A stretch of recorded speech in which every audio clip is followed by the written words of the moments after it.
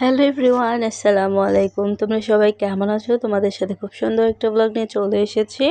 আফশান অনেকদিন যাবতই বায়না করছিল রাইড চড়বে।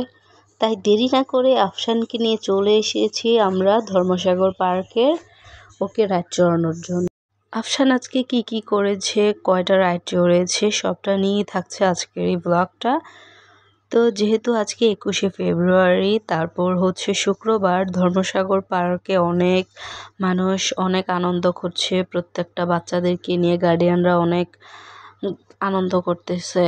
তো আফশান একা একা বাসায় থাকে, যার জন্য আফশানের মনটা হেভি খারাপ থাকে।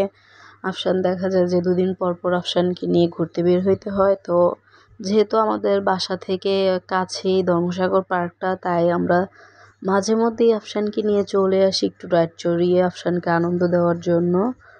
তো যেহেতু বাচ্চা মানুষ একা একা থাকতে বেশি একটা পছন্দ করে না, সে সঙ্গী খুঁজে, তাই বেশিরভাগ ওর মনটা খারাপ থাকে। তাই আফশানের বাবা আফশানের মন ভালো করার জন্যই ধর্মসাগর পার্কে একটু রাইড চড়াতে নিয়ে এসেছে। তো দেখতেই পাচ্ছ আফশান অনেক আনন্দ করতেছে।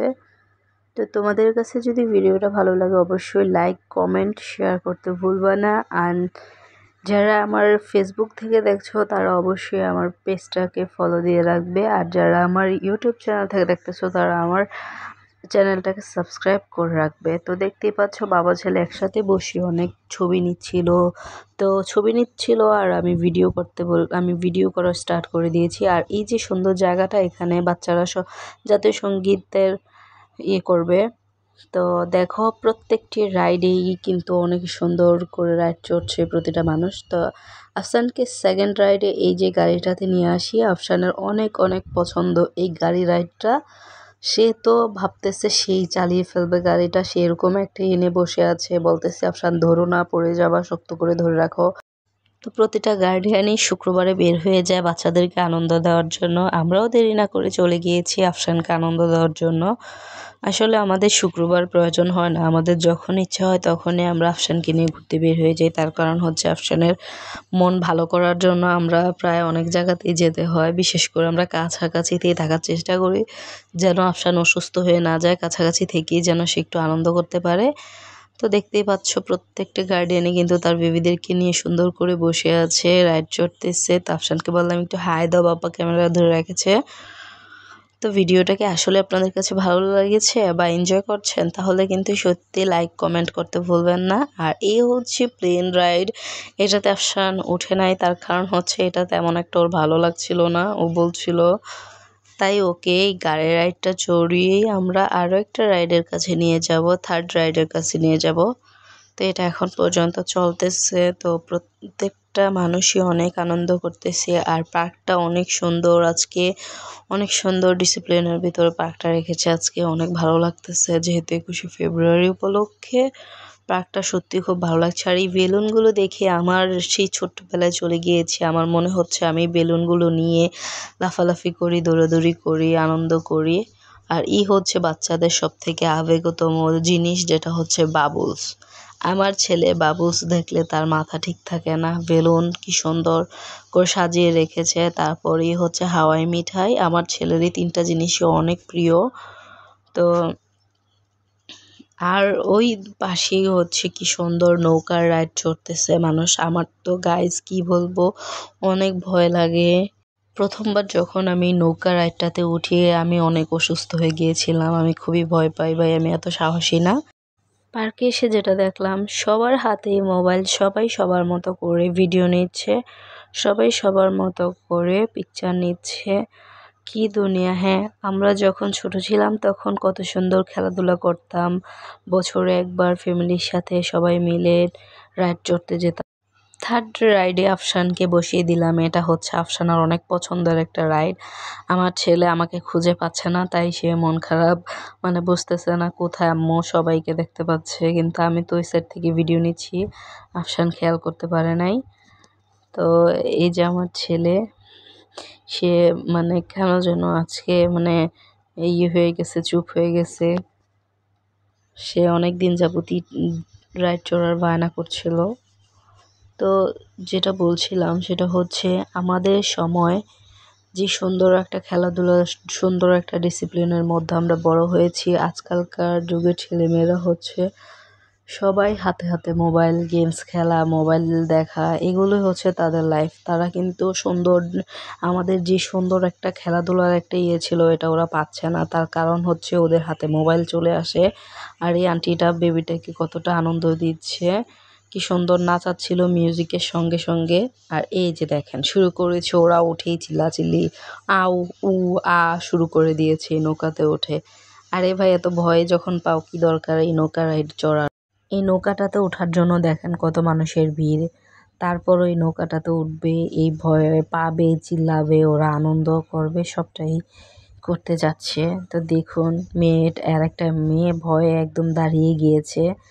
আর আমার তো মাথা ঘোরাতে থাকে, আমি খুব অসুস্থ হয়ে যাই। তাই এত ভয়ঙ্কর রাইডগুলোতে আমি কখনোই উঠি না। যখন একবার উঠি তারপরে দ্বিতীয়বার ওঠার চেষ্টাটুকু করি না। দেখুন ওনারা সবাই দেখছে দাঁড়িয়ে দাঁড়িয়ে, ওনারা নেমে গেলে আরও একদল উঠে যাবে, এই হচ্ছে অবস্থা।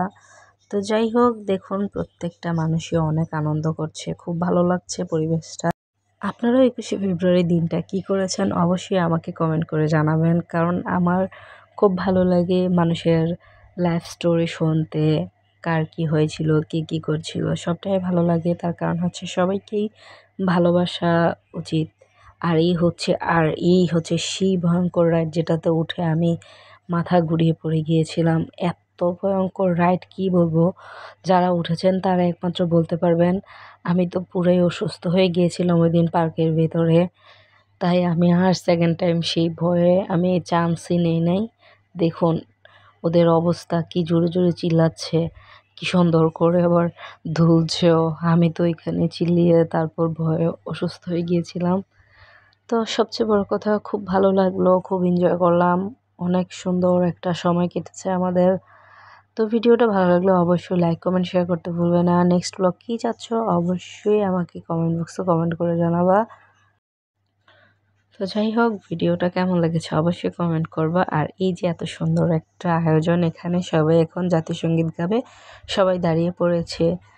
আমার সোনার বাংলা, আমি তোমায় ভালোবাসি,